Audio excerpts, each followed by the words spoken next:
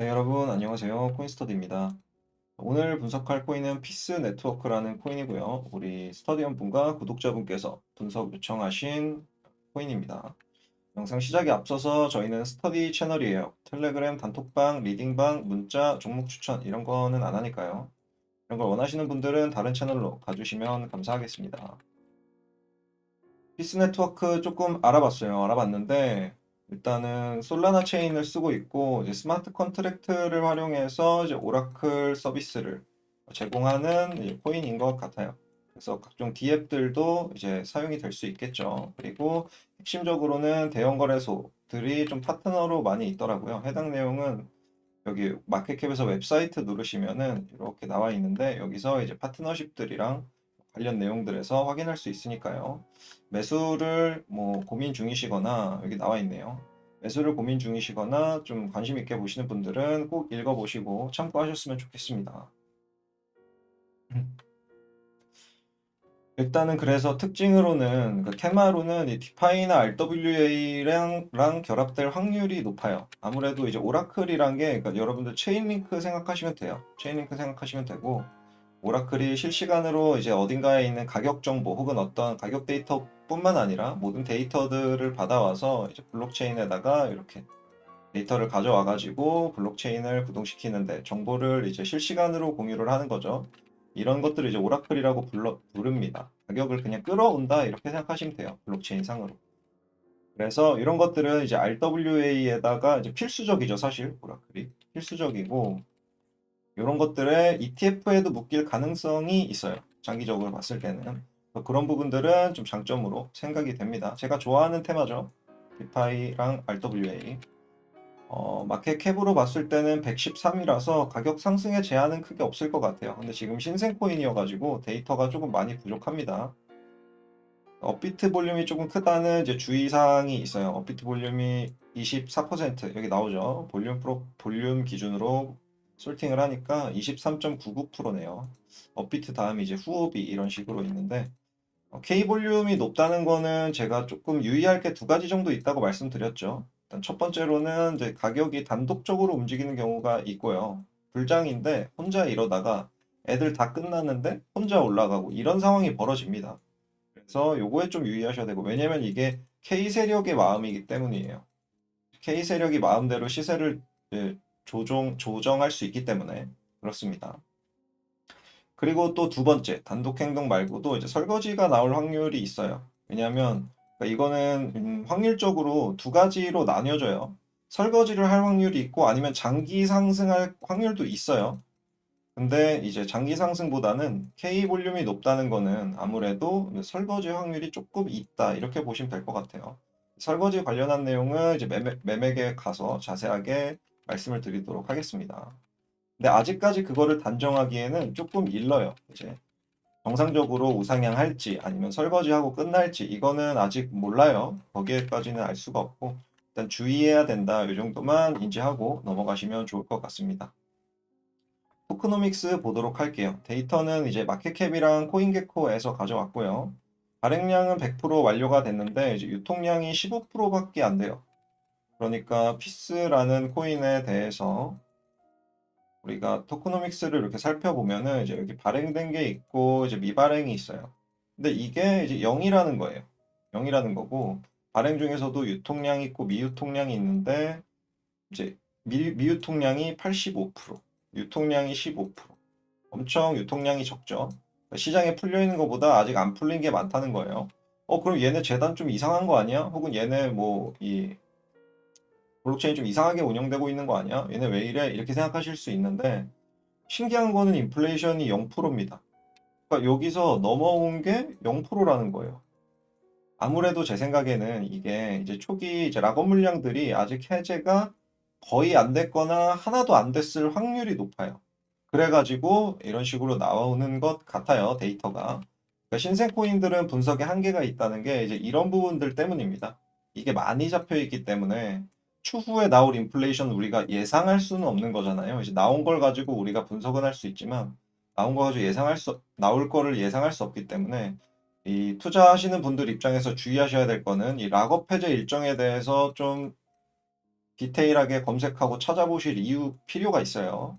락업 해제 일정을 마스터를 하시고 숙지를 하시고 계시면 좋을 것 같아요. 그래서 이런 식으로 지금 토크노믹스가 구성이 돼 있다. 인플레이션은 아주 좋다. 0%니까. 추가적으로 막 찍어내지 않았다는 거죠. 신생 코인이라서 사실 이게 뭐 잘 판단이 힘들지만 아무튼 그렇습니다. 가격 분석 이어서 하도록 할게요. 우상향 여부를 보니까 이거 당연히 확인 불가죠. 그러니까 지난 데이터가 없기 때문에. 심지어 이게 지금 후오비 차트를 보고 있어요. 이 이유는 뭐냐면 마켓캡에서 지금 업비트가 사실 포지션이 제일 높은데 업비트에는 가격 데이터가 좀 제한적으로 제공이 되기 때문에 그래서 불가피하게 좀 길게 그나마 길게 제공된 후오비 거를 보고 있고요. 후오비 것도 거래량이 그렇게 적진 않아요. 16% 정도 되니까. 그래서 올타임 하이 대비 하락은 신생코인이라 사실 큰 의미가 없지만 아무튼 여기서 여기 60%밖에 안 떨어졌다는 거고요.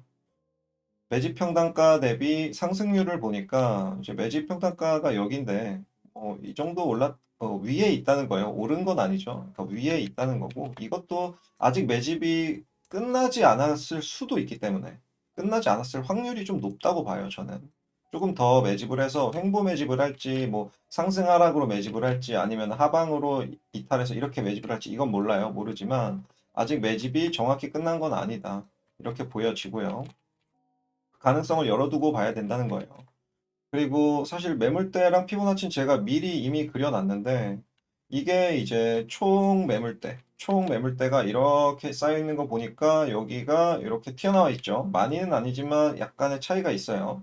그런 거 봐서는 여기가 이제 매집 평단가를 우리가 추정을 할 수가 있고 이 초기 물량, 그러니까 초기 풀린 물량에 대한 매집 평단가이기 때문에 추가 락업 해제 일정에 따라서 이것도 충분히 변경이 가능합니다. 변동이 가능한다는 점을 인지해 주시고 보시면 될 것 같아요. 그리고 이제 피보나치는 별도로 뭐 그을 건 크게 없을 것 같고 이 하락하면서 만들어낸 매물대는 이제 여기가 좀 많았어요. 여기가 좀 많았어서 요거는 따로 표시 값을 표시를 해뒀습니다. 왜냐면 상승할 때 한번 거쳤다가 갈 확률이 있으니까요. 뭐 여기서 내려갈지 여기서 올라갈지 모르지만 아무튼 거쳤다 갈 확률이 있다. 이렇게 보시면 될 것 같습니다. 그리고 한 가지 이제 패턴적으로 보면은 추세선을 좀 이어보면은 이렇게 나오거든요. 여기 지금 하방 추세가 진행이 되고 있죠. 예쁘게 못 그려서 죄송해요. 여기서도 지금 이런 추세가 이제 진행이 되고 있는데 이걸 가지고 순수하게 우리가 펄링 웨지로 인식할 수 있냐? 이건 사실 좀 의문이에요. 왜냐하면 이렇게를 펄링 웨지라고 우리가 확신을 하게 돼버리면 좀 큰일이 발생할 수도 있습니다. 이를테면 펄링 웨지로 이게 엔딩 다이아고날이야 다 끝났어 이런 줄 알았는데 더 내릴 수도 있다는 거예요. 가능성이 충분히 있다 이런 생각이 들고 이런 거는 중간중간 패턴에서도 많이 나옵니다. 가격이 아래 구간에서 오래 횡보를 하다가 이렇게 만들어내는 거는 의미가 있지만 위에서 내려올 때마다 다 이렇게 우리가 뭐 엔딩 다이아고날이라고 받아들이기에는 이 전체 흐름 속에 이 파동이 아예 끝났다 이렇게 보기에는 좀 무리가 있을 수도 있다는 거죠. 그래서 만약에 한 파동 더 내려서 이렇게 되면 또 이대로 또 엔딩 다이아고날이 되는 거예요. 아시겠죠? 그러니까 파동으로만으로 모든 걸 해석하면 귀에 걸면 귀걸이, 코에 걸면 코걸이라는 게 바로 여기에 적용되는 겁니다. 그래서 현재까지는 이렇게 보여지지만 이게 신뢰도가 엄청 높진 않다. 왜냐하면 이 구간에서의 거래량을 봤을 때도 떨어지는 추세긴 한데 이제 명확하게 떨어진다라고는 볼 수 없죠. 이 정도 됐으면 떨어지는 게 맞는데 이걸 가지고 명확하게 떨어진다고 볼 수 없고 그나마 좀 긍정적인 신호는 최근 가격 하락 구간 중에서는 그나마 거래량이 좀 많이 들어왔다는 거예요. 물론 이제 다른 거래소도 보셔야 돼요. 근데 업비트는 이러지가 않아요. 업비트는 이러지 않는데 후오비에서만 이렇게 확인이 됩니다. 뭐 근데 후오비도 거래량이 비교적 나름 있기 때문에 무시할 수준은 아니에요. 그래서 그나마 조금 의미 있는 거래량 가져간 것 같고요. 이제 가격적으로 차트적으로 보면은 그런 부분들이 있다. 이렇게 볼 수 있겠습니다. 이게 더 내려서 데이터가 조금 더 쌓이면 조금 더 정확한 데이터가 나올 수 있어요. 근데 현재까지 해서는 이게 최선인 것 같습니다. 그리고 수급 분석해 보도록 할게요. 매집 평단가는 아까 말씀드렸듯이 전체 구간에서의 POC 값을 그냥 본 거예요. 이유는 여기부터 상승률이 그렇게 크지가 않습니다. 200, 뭐 70%? 일단 300% 미만 정도 되는 것 같은데 그렇게 크지 않아서 이게 시세 분출을 하고 다시 내려가는 게 아니라 이 전체가 매집일 확률이 높다는 거예요. 이렇게 보고 있습니다. 그리고 매집 구간에서의 거래량, 여기 전체 구간에서의 거래량이 지금 시총 대비 한 900% 정도 되거든요. 근데 이렇게 낮을 수밖에 없는 게 기간이 절대적으로 부족해요. 이유는 보시면은 매집 기간이 지금 6개월밖에 안 되죠. 여기서 여기 6개월밖에 안 돼서 다른 코인들의 이제 매집량이랑 얘를 비교하기에는 좀 무리가 있습니다. 신생 코인이라서 무리가 있고 여기도 써놨죠. 신생 코인이라 어쩔 수 없이 매집 기간이 짧고 시총 대비 이 매집량이 적을 수밖에 없는 거예요. 그리고 고래 지분율을 보면 이건 조금 긍정적이긴 한데 이 이유가 사실 제 생각에는 이제 아까 말씀드렸던 이것 때문이 아닐까 싶어요. 이것 때문이 아닐까 싶고 요거 하나만으로 모든 거를 다 이제 해석할 수는 없기 때문에 그래도 뭐 긍정적이라면 긍정적이죠. 이유는 뭐 세력이 그러니까 고래 지분율이 높다는 거는 세력이 많이 갖고 있고 그 세력이 재단일지 뭐 거래소일지 몰라요. 세력이 많이 갖고 있고 개미가 조금 갖고 있다는 거니까 아무래도 시세를 줄 확률이 더 높겠죠. 이 물량을 털어야 되니까 이 물량을 털어야 되잖아요. 얘네는. 그러니까 시세를 줄 확률이 높고 유의할 거는 뒤에 가서 매매 계획 가서 말씀을 드리도록 할게요. 아무튼 그래서 시세를 줄 확률이 높다. 당장은 안 가더라도 내려서 매집을 하더라도 어쨌든 올리기 마련이다라는 이야기입니다. 정리해 보도록 할게요. 짧게 정리해 볼게요. 토크노믹스는 좋아요. 좋은데 미유통이 많이 남았다는 게 약간 함정이다. 그리고 우상향은 확인이 어차피 불가하기 때문에 그리고 전체적으로 신생 코인이기 때문에 데이터가 신뢰도가 그렇게 높진 않지만 한 가지 확실한 거는 시세를 준 건 아니고 이게 시세를 준 건 아니에요. 이것도 매집 중이라는 거예요. 이 매집 중이라는 거에는 이제 이견이 없다. 그리고 매집이 아래로 꺾일지 위로 꺾일지 모르겠지만 아래로 꺾이더라도 더 많이 사서 올라갈 거고 어찌됐건 뭐 25년 봤을 때는 지금도 싼 구간이라고 볼 수도 있겠죠. 그리고 이제 시총 대비 매집량 역시 매집 기간 역시 이제 신생 코인이라 한계점이 있었다. 그렇지만 장점으로는 고래 지분율이 조금 높기 때문에 언젠가는 시세를 줄 것이다. 이렇게 예상이 됩니다.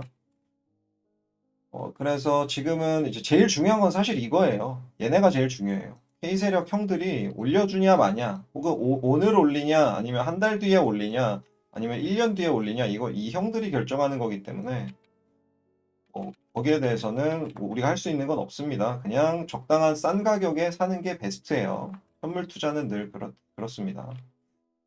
그리고 25년 불장을 앞두고 있는 관점에서 지금은 이제 매수할 시기예요. 25년이 아니라 24년 후반기가 될 수도 있어요. 그러니까 얼마 안 남았을 수도 있어요. 어찌됐건 지금은 무조건 매수가 맞다. 매도는 안 되고 매도를 하더라도 다른 코인을 위한 매도이어야만 한다라는 거고요. 이런 관점에서 매매 계획 세우도록 하겠습니다. 일단 매수는 뭐 현재가를 받으시려면 받아도 나쁘지는 않아요. 그냥 만약에 이 코인을 이제 좋다고 생각하는 전제하에요. 그냥 만약에 내가 코인에 대한 정보가 없는 상태에서 이 데이터 외적인 요소에 대한 고려가 없는 상태에서 이렇게 차트 띄워놓고 살래 말래 하면 저는 안 삽니다. 안 사는데 만약에 이 코인에 대한 정보가 조금 있으셔서 정보를 좀 서치해보고 하니까 나름 괜찮은 코인인 것 같아. 언제 사야 되지? 이게 질문이라면 이렇게 답변 드릴 수 있을 것 같아요.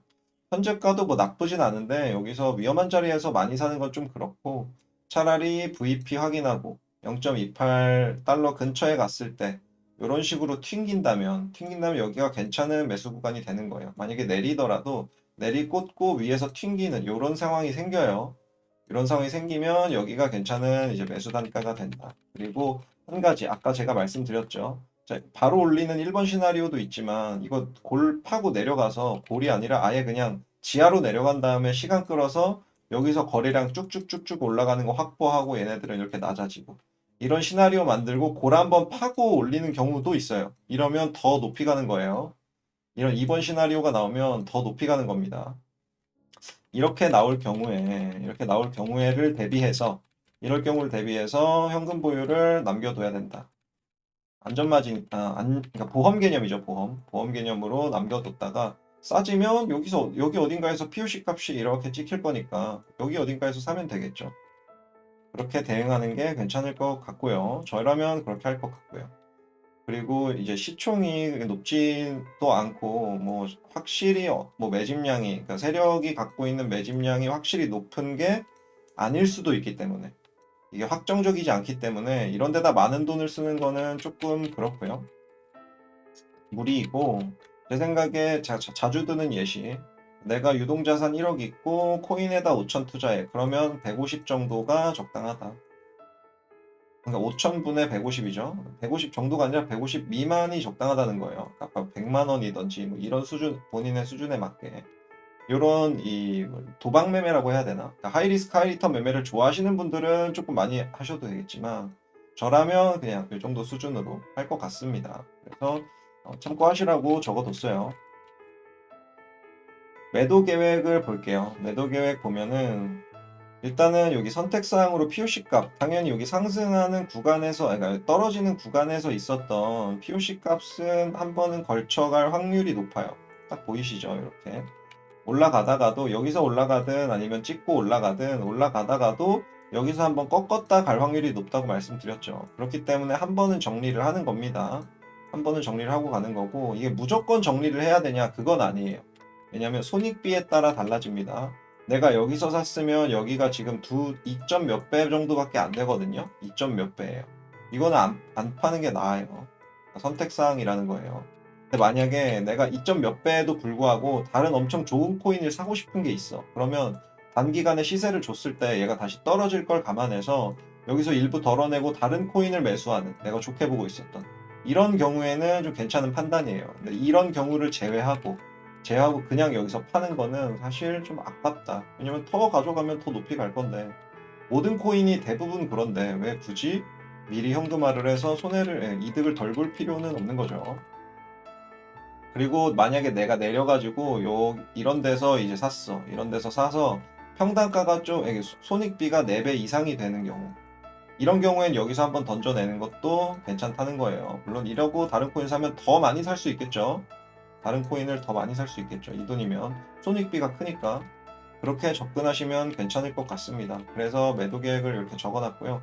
나머지는 사실 추후 검토라고 써놓은 게 이제 외부 및 내부 데이터가 더 쌓여야 돼요. 그러니까 내부 데이터는 아시다시피 이제 여기에서의 데이터 그리고 장기적으로 봤을 때 이거 만약에 내려서 볼 한번 파고 올라가든 아니면 여기서 바로 올라가든 이 데이터들이 좀 축적이 돼야지 알 수 있을 것 같아요. 데이터들이 축적이 돼야 확인이 가능하다. 왜냐면 여기서의 거래량도 또 따져야 돼요. 밑에 갔을 때 거래량이 많이 터졌으면 이거는 조금 높이 TP를 잡는 게 맞고요. 이해하셨죠? 그렇게 보시면 될 것 같습니다. 그리고 외부 데이터라는 거는 이제 마켓 사이클적으로 다른 코인들이랑 비교를 해야 돼요. 얘는 이제 솔라나 체인이니까 뭐 솔라나랑도 관계가 있을 수 있고 디파이 토큰이니까 이제 디파이랑도 관계가 있을 수 있고요. 이런 것들을 종합적으로 고려를 해가지고 좀 판단을 하는 게 좋을 것 같습니다. 신생 코인이다 보니까 정보가 부족해서 이 정도까지 매매 계획을 우리가 세울 수 있을 것 같아요. 이게 최선인 것 같아요. 현재 시점에서는.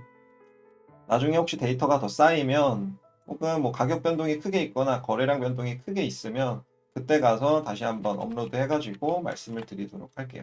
만약에 지금 물량이 있으면 굳이 있는 물량 매도하실 필요는 없어요. 이게 제일 이제 해선 안 될 행동이에요. 지금 불장 앞두고 물량 던지는 건 제일 해선 안 될 행동이고 던지신다면 그 이유는 이제 다른 코인, 엄청 좋은 코인을 내가 발견할 경우에는 그게 가능해요. 뭐 내가 예를 들어서 여기 뭐 200만 원 정도를 투자했어. 그럼 여기 이쯤 떨어졌을 때 한 100만 원은 덜어내고 이걸로 이제 다른 코인 사고 이런 식으로. 왜냐면 그 코인도 떨어졌을 거니까. 그건 가능한데 그게 아니라 200만 원 다 판다. 이거는 이제 바보다. 그렇게 하시면 안 될 것 같습니다. 그리고 이제 매도 패턴에 대해서 말씀을 드릴 건데 여기 매도는 지금 우리가 어차피 의미가 없어요. 이거는 매집 중이니까 이제 매도 패턴이랑 관계가 없다 말씀드렸죠. 근데 말씀드렸다시피 업비트 볼륨이 높다, K 볼륨이 높다는 거는 아까 여러 가지 이유로 고점에서 설거지 패턴이 나올 확률이 높다. 확률이 높으면 우리가 어떻게 대응을 해야 될지 미리 알고 가야겠죠. 그거를 위해서 깜짝 스터디 말씀을 드릴게요. 자, 시세가 올라, 뭐, 고를 파고 올리든, 여기서 내렸다 매집을 더해서 올리든 그냥 올리든 올라. 자, 올라가서 쭉쭉 올라가서 기분 너무 좋은데 어떤 시나리오든 올라가서 기분이 좋은데 올라가다가 이렇게 고점을 뚫고 계속 올라가는데 갑자기 거래량이 이렇게 삐쭉 튀는 게 있어요. 삐쭉 튀는 거. 그러면서 나머지 애들은 다 이렇게 작아져요. 작아져요. 일단 올라가는 데 자체에서 가격을 올리면서 시세를 올리려면 물량을 써야 돼요. 세력 입장에서. 그렇기 때문에 얘네들은 필연적으로 작아집니다. 필연적으로 작아지는데 여기가 쭉 올라가고 여기가 쭉 올라가고 이런 형태로 올라갈 거예요. 근데 마지막 이제 최종 피날레 할 때 어떤 형식으로 표현이 되냐면 얘가 쭉 올라가고 가격이 쭉 올라가면서 거래량이 쭉 오르고 나머지가 이렇게 작아져요. 여기 막 보이지도 않을 정도로 이렇게 작아져요. 이렇게 되면은 여기는 세력 이탈 신호다. 이렇게 받아들이시면 돼요. 기간을 길게 안 줄 수도 있어요. 매도할 시기를 길게 안 줄 수도 있어서 빨리 나와야 될 수도 있어요. 이렇게 이어질 수가 있기 때문에 아시겠죠?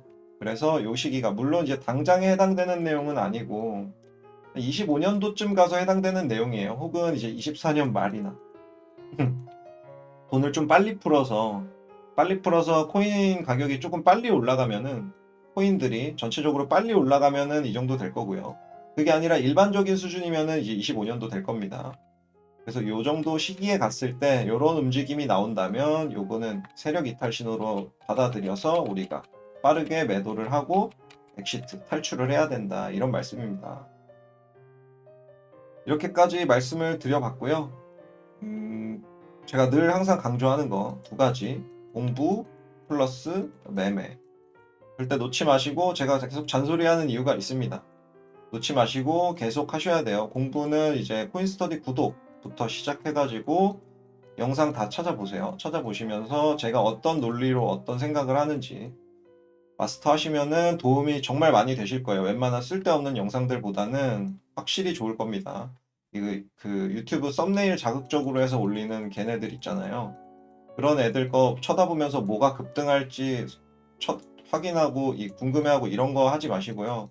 그런 거는 오히려 자산을 까먹는데 더 영향을 줄 겁니다. 그래서 그런 거에 현혹당하지 마시고 매매도 꾸준히 하라고 말씀을 드렸죠. 특히 선물 거래 공부를 하시는 분들 현물 투자는 뭐 꾸준히가 의미가 없어요. 본인이 원칙을 정해놓고 원칙대로 그냥 실행만 하시면 돼요. 이러면 현물은 끝이에요. 만약에 그 원칙이 틀리지만 않았다면 틀리면 이제 이건 바꿔야겠죠. 그 원칙을 다지는 거를 공부로 하시는 거예요. 아시겠죠? 근데 이제 선물 투자 같은 경우 꾸준히 하는 게 제일 중요합니다. 소액으로 하는 게 핵심이고요. 그리고 이상한데 수수료 낭비하는 것만 안 하시면 돼요. 수수료로 본인 실력을 내가 잘하는지 못하는지도 모르는 상황이 발생하기 때문에 저희 MEXC 파트너 거래소 이제 고정 댓글이랑 이제 더보기 영상 더보기에 달릴 건데 MEXC 거래소 쓰시면 수수료 0%거든요. 물론 이제 현물도 0%, 선물도 0%입니다. 지정가 거래 하시면. 근데 웬만하면 지정가 거래 하세요. 시장가로 막 이래저래 위아래로 긁어서 난도질 당하지 마시고 시드 난도질 당합니다. 그러지 마시고 웬만하면 지정가 거래 하세요. 근데 시장가 거래를 하시더라도 무조건 MEXC에서 하시는 게 좋아요. 다른 데 비해서 이제 7배가 싸다 수수료가 0.01%니까 시장가도. 아무튼 수수료 싼 데서 하시는 게 무조건 이득입니다. 그래서 그 부분을 강조를 드리고요. 멀리 떨어지지 마시고 항상 공부하시면 좋겠습니다. 물론 우리 멤버십 오픈했는데 멤버십 가입하시면은 제가 또 다른 또 보너스들도 열심히 공부하시라고 보너스들 드리고 있으니까요. 참고하시고요. 관심 있는 분들은 한번 커뮤니티 글 한번 읽어주시면 좋을 것 같습니다. 준비한 영상은 여기까지고요. 시청료는 좋아요와 댓글로 받겠습니다. 시청료 내주시면 감사하겠고요. 다음에는 더 좋은 분석과 더 좋은 영상으로 찾아뵙도록 할게요. 지금 많이 밀려 있어가지고 분석이 많이 밀려 있어서 좀 시간이 걸리는데 그래도 기다려주신 분들 감사드리고 최대한 빨리 올리도록 하겠습니다. 저는 여기까지 마치겠습니다. 지금까지 코인스터디였습니다. 감사합니다.